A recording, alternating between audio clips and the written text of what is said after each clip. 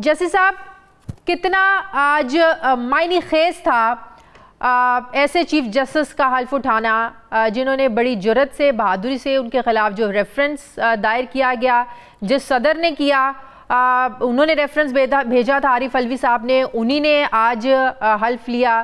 साथ फिर उन्होंने अपनी अहलिया को जो शाना बशाना उस मुश्किल वक्त में उनके साथ खड़ी रही और फेस करती थी सारे प्रोसीजर को।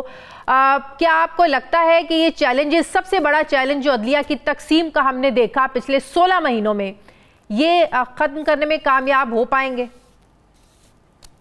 जी हाँ, मेरे ख्याल में हो पाएंगे, क्योंकि मैं जानता हूँ काजी फायद ईसा साहब को बड़े अच्छी तरीके से, क्योंकि वो सिंध हाई कोर्ट में पहले प्रैक्टिस करते थे और फिर बाद में बलूचिस्तान हाई कोर्ट के जज बने थे।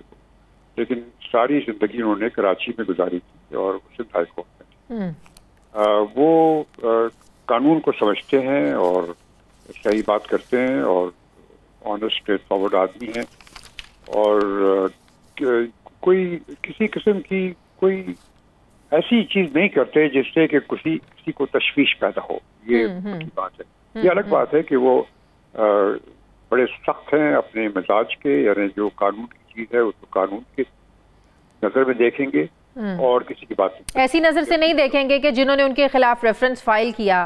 नहीं, बिल्कुल नहीं। ये कोई उन पे इस किस्म का कोई डाउट नहीं होना चाहिए उनके मुताबिक। अब ये देखिए, जो कुछ हुआ है हमारे सुप्रीम कोर्ट में पिछले सालों में, वो एक अजीब व गरीब कैफियत थी जहाँ पे सुप्रीम कोर्ट डिवाइडेड थी, हर एक जज अपनी अलग अलग बातें कर रहा था और ऐसा लगता था जैसे कि सुप्रीम कोर्ट का अपना कोई एजेंडा था, लगता कुछ ऐसी था और वो उस एजेंडे को मुकम्मल करने के लिए फैसले किए जाते थे। अब ये देख लीजिए जो फैसला अभी किया गया ये नैब के केसेस का, अब इसकी क्या जरूरत थी कि एक दिन 2 दिन पहले रिटायर होने के पहले वो फैसला करते? जब उनको मालूम था कि वो जा रहे थे तो उनको करना नहीं चाहिए था, मुनासिब नहीं था। उनको चाहिए था कि ठीक है, वो कहते हैं ये इसको हम एडजर्न कर देते हैं, नेक्स्ट बेंच जो आएगी वो फैसला करेगी। लेकिन उसको फैसला किया गया और वो उसकी वजह से काफी चेंजेस हुए। लेकिन अब जो आपने अभी जिक्र किया था जो प्रैक्टिस एंड प्रोसीजर बिल जो कल जो अभी जो सामने आया है, प्रोसीजर बिल जो सामने आया है, अब अगर उसमें कोई फैसला ऐसा आ जाता है जो कि ऐसा है जो कि उसके हक में है, उस बिल के हक में है, तो फिर ये जो भी फैसला पहले किया गया नैब केसेस का, उसमें काफी चेंजेस आ सकते हैं। अच्छा। तो अभी देखना ये कि क्या ये क्या फैसला करते हैं। मैं इसको प्रेडिक्ट नहीं करना चाहता ना मैं, लेकिन जो फुल कोर्ट बनाया है जिसकी बड़ी अपील की जा रही थी, बार बार कहा जा रहा था इस पर आप फुल कोर्ट बना लें, लेकिन यही कहा जा रहा था कि चंद महीनों तक जो है ना 5-6 महीने लग सकते हैं, इस पर फुल कोर्ट बन ही नहीं सकता, अवेलेबिलिटी नहीं है जजेस की। तो 14 अप्रैल को इस पर स्टे ऑर्डर था। अब फुल कोर्ट बनाना, आपको लगता है कि अब सारे फरीक जो है कोई उंगली नहीं उठा सकेगा इस पर? जी बिल्कुल, फुल कोर्ट बनेगी और बनना चाहिए भी। ऐसे बना दिया है, कल हेयरिंग है इस पे। मैंने देखा नहीं टीवी में, सॉरी, बट यही तो पहला कदम उठाया है। That's very good. होना भी ऐसे चाहिए, ऐसे केस की जरूरी है कि फुल कोर्ट हो ताकि किसी किस्म का फर्क ना हो। और ये बड़ी अच्छी बात की है और मेरे ख्याल में good start, very very good start. और मैं तो समझता हूँ कि अभी सुप्रीम कोर्ट के जो हालात हैं और बेंचेस की तश्कील को लेकर जो जानिबदारी और फेवरेटिज्म के जो एक टैग लगता रहा है, जो इल्जामात लगते रहे हैं कि बेंच बनता है किसी केस में तो ये अंदाजा लगाना मुश्किल नहीं होता कि इस केस के हवाले से फैसला क्या आएगा। इस तकसीम को भी खत्म करना एक बहुत बड़ा चैलेंज होगा। जी दैट्स वेरी अनफॉर्चुनेट। लेकिन फायद ईसा साहब मेरे ख्याल में ऐसी हरकत नहीं करेंगे और मैं उनके साथ काम भी किया है बहुत, और मैं जानता हूँ उनको इस तरह से हरकत नहीं करेंगे। बिल्कुल स्ट्रेट फॉरवर्ड आदमी है, कानून के मुताबिक काम करते हैं। वो जब मैं जज था मेरे सामने अपीयर हुए कई दफा लॉयर, और आई नो हिम वेल। तो नहीं, ऐसी कोई बात नहीं होगी मेरे ख्याल में। अब हमारे सुप्रीम कोर्ट के हालात यकीनन पहले से बेहतर होगी। सही। और इलेक्शंस करवाने के बर वक्त इलेक्शंस करवाने का जो मामला है, یہ بھی آپ کو لگتا ہے جو ہمارے حالات چل رہے ہیں، پیپلز پارٹی جس طرح 90 روز کا مطالبہ آج تک دہرا رہی ہے، تحریک انصاف دہرا رہی ہے، آپ کو لگتا ہے الٹیمیٹلی یہ معاملہ بھی سپریم کورٹ کو ہی فکس کرنا پڑے گا اور یہ بھی ایک چیلنج ہوگا نئے چیف جسٹس کے لیے بر وقت صاف اور شفاف انتخابات کروانا؟ دیکھیے یہاں تک سپریم کورٹ کا تعلق ہے، ان کا تو کوئی اس سے الیکشن سے کوئی تعلق نہیں ہے. الیکشن جب سیشنز آئیں گی پھر وہ دیکھیں گے.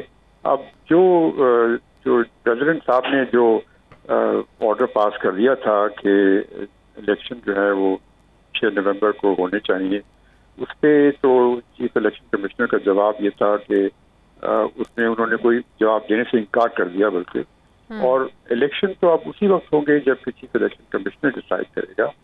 اب یہ اس میں اگر چیف الیکشن کمشنر انہوں نے کہا تھا، جب پریزیڈنٹ صاحب نے اپنے نوٹ میں یہ کہا تھا کہ اگر چیف الیکشن کمشنر چاہے تو وہ سپریم کورٹ کے پاس جا سکتا ہے ایکسپلینیشن کے لیے، لیکن وہ انہوں نے انکار کر دیا. لیکن آپ سمجھتے ہیں کہ صدر پاکستان نے ڈیٹ اناؤنس کر کے یا یہ کہہ کر کے 6 نومبر کو الیکشنز ہونے چاہیے، ایک فارمیلٹی اس لیے بھی پوری کرنا ان کے لیے ضروری تھا کہ کل کو ان پر قدغن نہ لگ سکے کہ آپ نے آئین کی خلاف ورزی کی ہے، آپ نہیں آئین کے مطابق چلے؟ نہیں، ایسی بات کوئی نہیں. دیکھیے ہمیشہ سے یہ پرنسپل رہا ہے، کتنی سوسائٹیز ہیں جو سویلائز سوسائٹیز ہیں کہ آدمی کو کبھی کوئی ایسا آرڈر نہیں دینا چاہیے جو آدمی اتھارٹی میں ہو، جو کہ اس کو معلوم ہے کہ اس کی تعمیل نہیں ہو سکتی. اب ان کو معلوم تھا کہ الیکشن 6 نومبر کو نہیں ہو سکتے، اس وجہ سے چونکہ ڈی لمیٹیشن آف کانسٹیٹیوئنسی 6 نومبر تک نہیں ممکن ہے، تو پھر بھی انہوں نے آرڈر دے دیا. ان کے کیا مقاصد تھے، کیوں دیا، میں اس میں جانا نہیں چاہتا. اس صورت انہوں نے ایک آرڈر صحیح نہیں دیا تھا اور صحیح چیزیں نہیں کی تھی، اور اب ایونچولی فیصلہ کب الیکشن ہوں گے وہ چیف الیکشن کمشنر کرے. صحیح. جیسے صاحب ججز کے سپریم کورٹ کے دائرہ اختیار کی بھی بڑی بات ہوتی ہے. یہ جو نیب ترامیم کو لے کر بندیال صاحب نے جانے سے ایک دن پہلے جو فیصلہ دیا، کیا جو پارلیمنٹ قانون سازی کرتا ہے، پارلیمنٹ ایکٹ جو بناتا ہے، ترامیم جو ہوتی ہیں، ان کو کالعدم قرار دینا، جو جسٹس منصور علی شاہ کا اختلافی نوٹ تھا کہ 24 کروڑ عوام کی نمائندہ پارلیمنٹ اگر قانون سازی کرتی ہے تو غیر منتخب ججز یہ کام نہیں کر سکتے، تو کیا یہ عدالتوں کا، ججز کا اختیار ہوتا ہے کہ پارلیمنٹ کی جو قانون سازی ہے اس کو ختم کر سکیں؟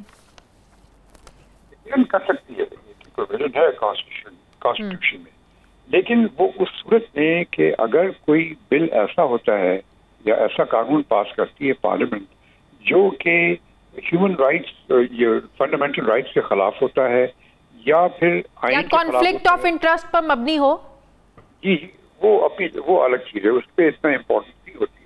مین چیز جو ہوتی ہے کہ کانسٹیٹیوشن کسی شک کے خلاف ہو یا فنڈامنٹل رائٹس کے خلاف ہو یا اسلام کی کسی پروویژن کے خلاف ہو، اس صورت میں یقیناً سپریم کورٹ انٹرفیئر کر سکتی ہے.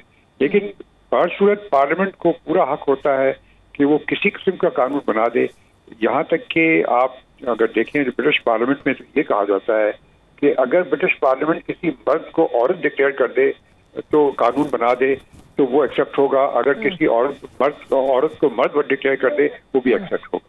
یہاں تک ہے تو پارلیمنٹ کا پورا حق ہوتا ہے قانون بنانا، اور کورٹ کو کوئی رائٹ نہیں ہوتا کہ اس کو ڈکلیئر کر دے نل اینڈ وائڈ جب تک کہ وہ آئین کے خلاف نہ ہو یا اسلام کے خلاف نہ ہو یا فنڈامنٹل رائٹس کے خلاف.